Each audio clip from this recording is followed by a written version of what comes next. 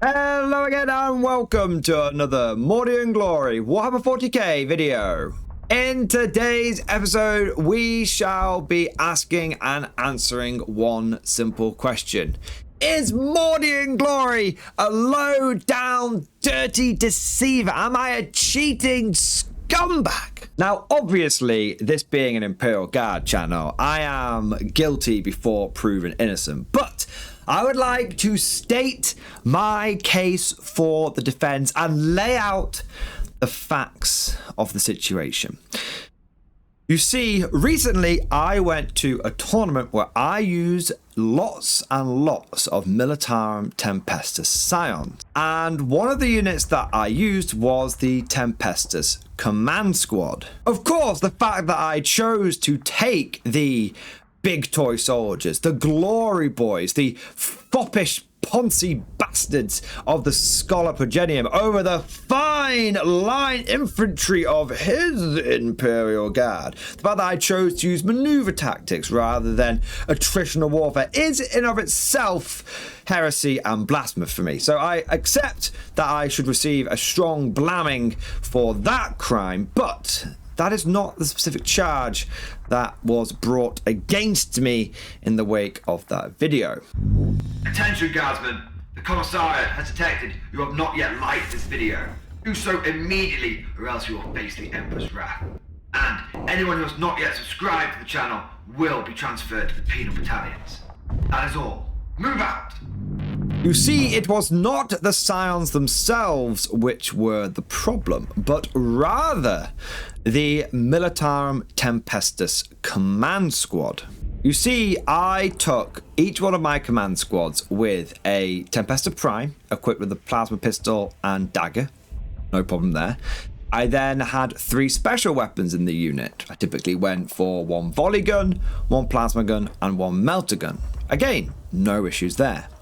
Where the controversy begins is with the final Scion in that command squad, where I equipped that Scion with both a regimental standard and a medibag. Now, rules as written, I do believe, your honours, ladies and gentlemen of the Ogan Brain Court, that I am well within my rights to take that model, but it was believed by many that this was a mistake and shouldn't be allowed.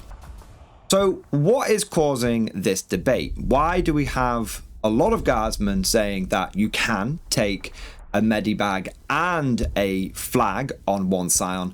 And why do we have a lot of other people who are crying foul and saying that it is not intended and that it shouldn't be allowed? To understand that, we need to get into the war gear options of this unit. Now, we'll go through them all and then we'll get into the nitty-gritty of what is causing the contention.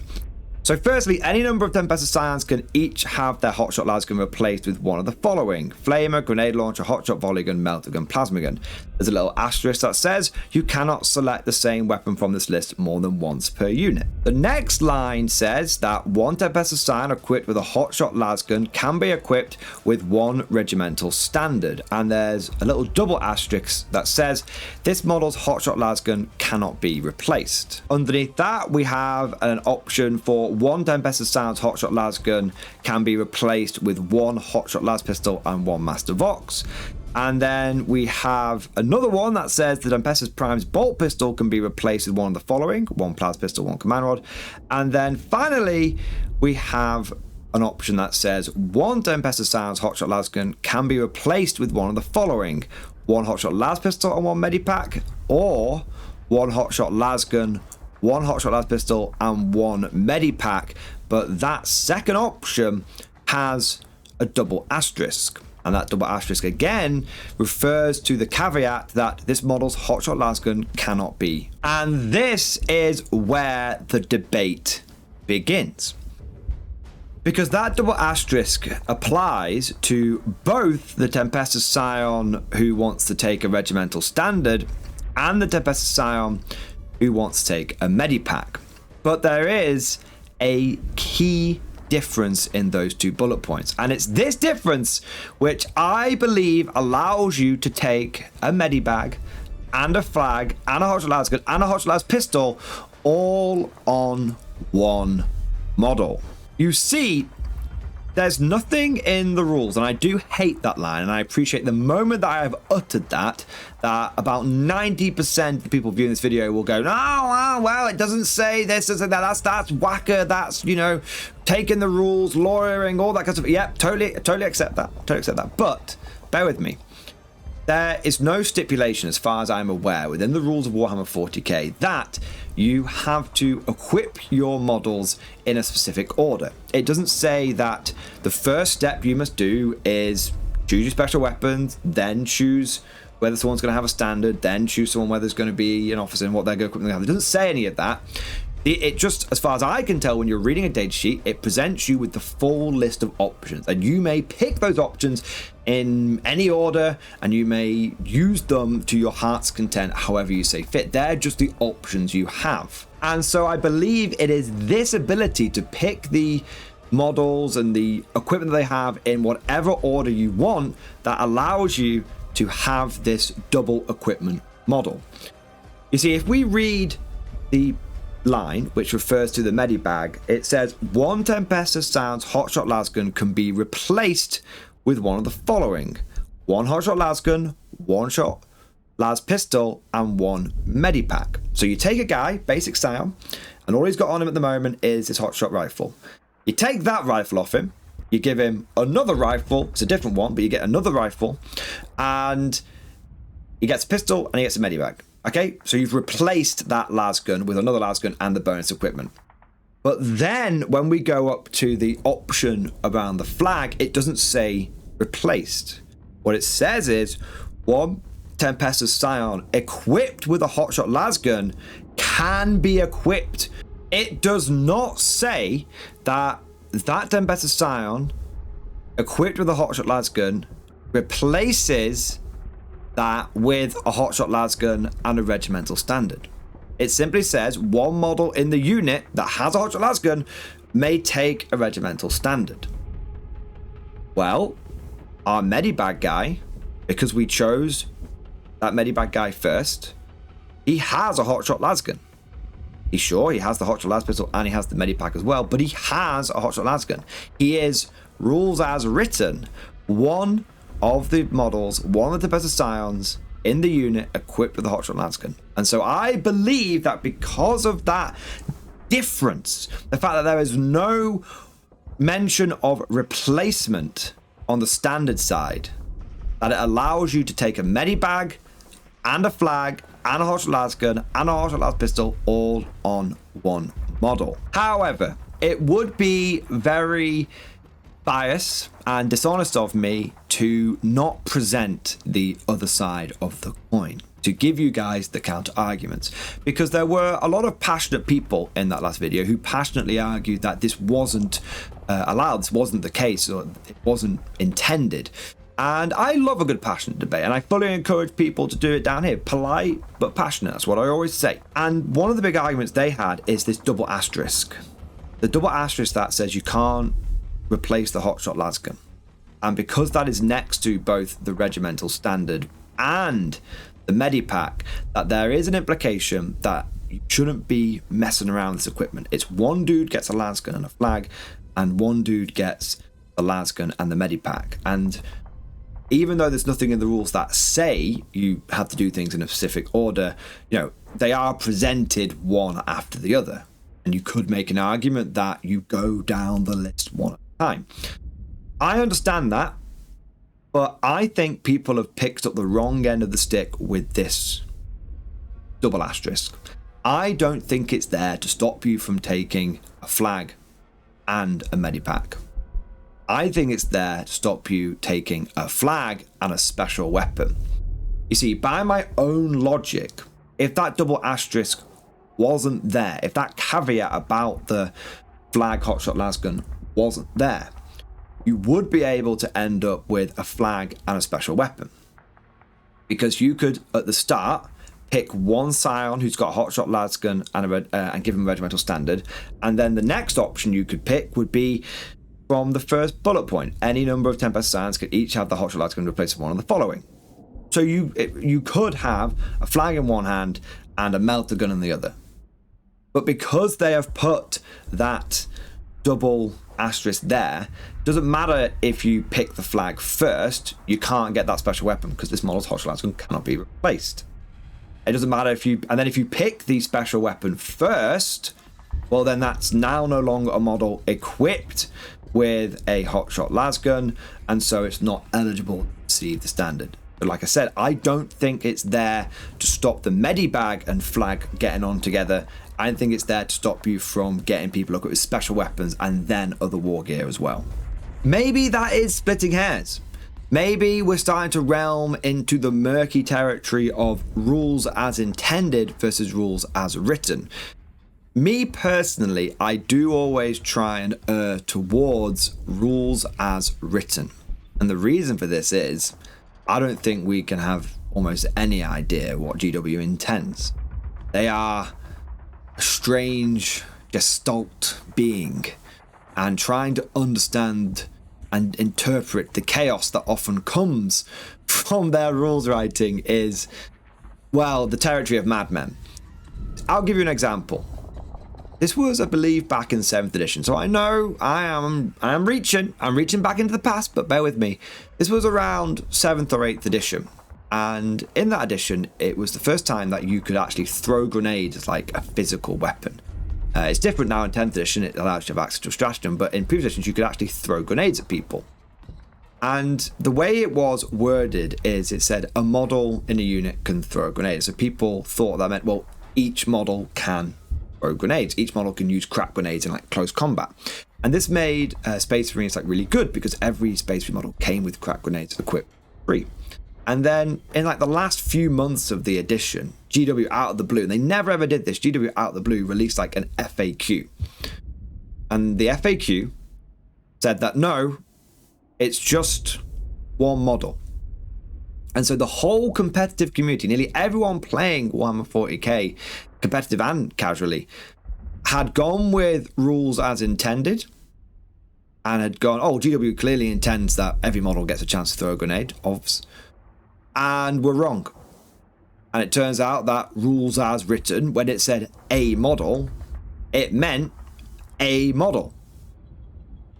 So this is why getting into rules intended versus rules written can be quite tricky. And why ever since then, I used to be very firmly a rules as intended kind of guy.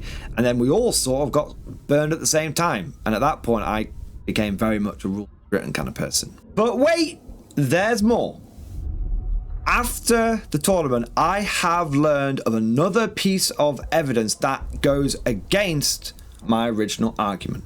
And once again, in the interest of presenting a fair and balanced argument to you, the people, the sons and daughters of His Imperial Guard, the strength in my arm, the holder of my dreams, I shall now present this to you. The app. The Warhammer app, Yori.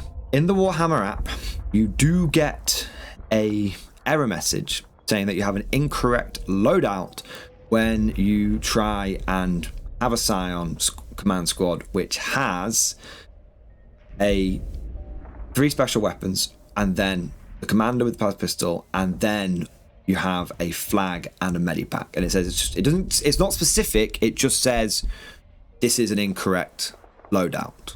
Now, I did not know this at the time.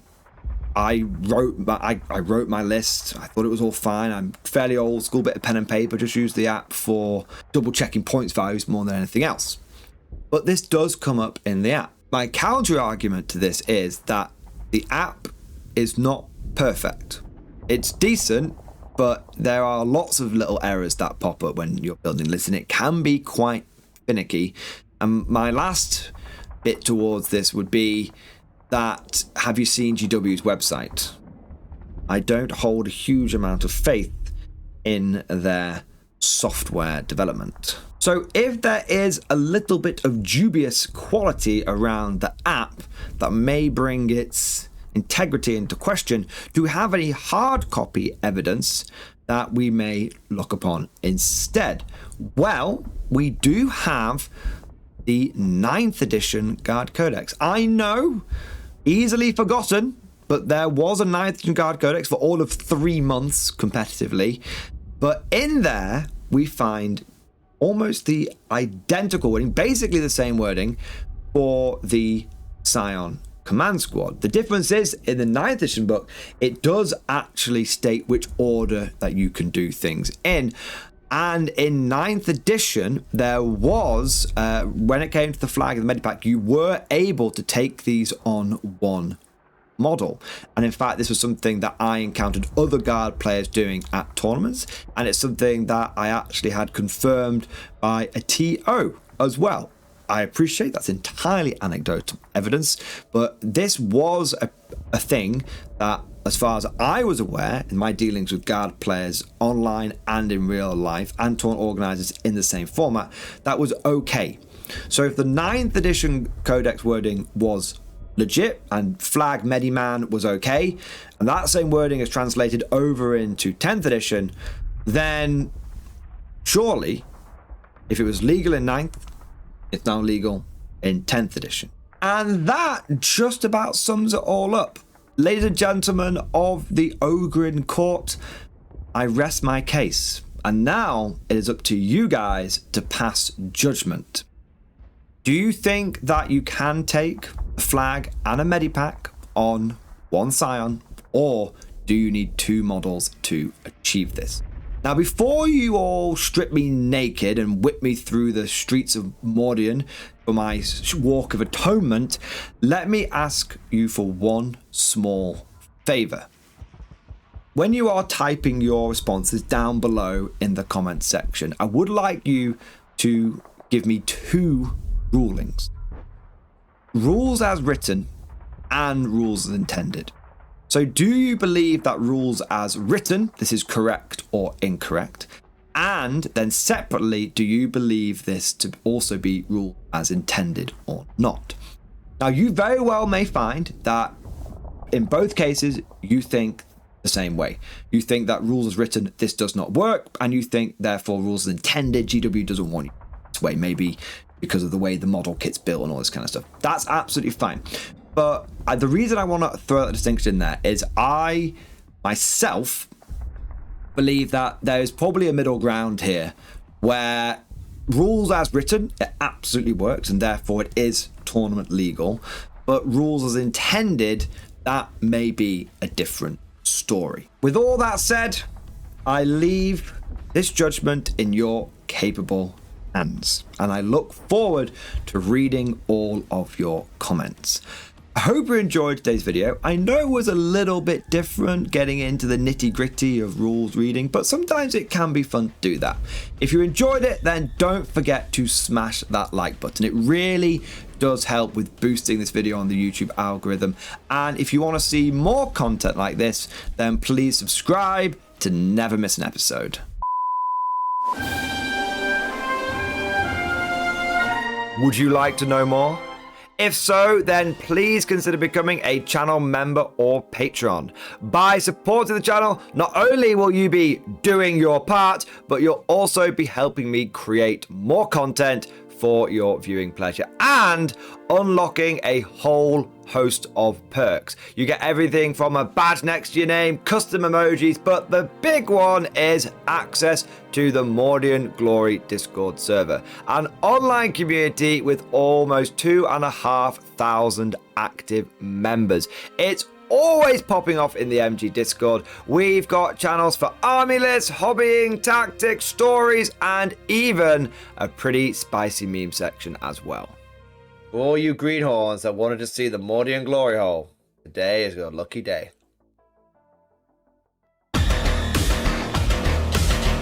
And joking aside, I do want to say a massive thank you to all of the current channel members and patrons. You guys are amazing. Truly the lifeblood of the channel. I could not do Mordian Glory full-time without the incredible and generous support of my members. So thank you guys so much.